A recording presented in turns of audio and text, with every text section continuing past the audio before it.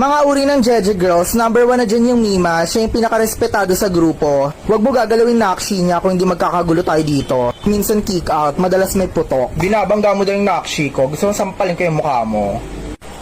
Number 2 is yung nakshi, mga first year high school na maaasim. Lapitin ng gulo dahil feeling maganda. Malande at maldita at higit sa lahat, sulsulera. Mima, sabi ni Princess, dati lisa ka lang daw, ngayon kuto ka na. Pangatlo is yung mga boyish Jeje Girls. Laman ng computer shop. Hindi daw siya pala ayos, pero ang totoo is dugyot lang naman talaga siya. Ginagamit ang Dota para maka-aura. Paano mang skill? Pang-apat is yung Jeje na katingera. PE lang pinapasukan para warm up daw para makabakod.